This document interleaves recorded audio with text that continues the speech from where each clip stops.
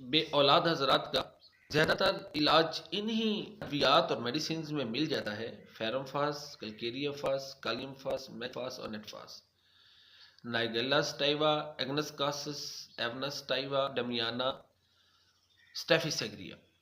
تو جو بھی اس مرض میں مبتلا ہے اور نعمت اولاد کی اس کو شدید خواہش ہے، تو عام آدمی کسی ماہر ہومیوپیتھ سے مشورہ کر کے اس نسخے کو یا ان ادویات میں سے چند ادویات پر مشتمل نسخے کو استعمال کر سکتا ہے۔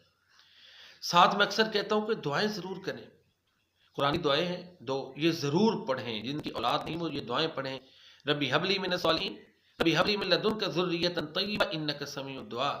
اس کے علاوہ ایک اور دعا ہے وہ بھی پڑھیں: اللہم رب الناس عذیب الباس اشفی الشافی لا شفاء الا شفاؤک شفاء لا یغادر سقما۔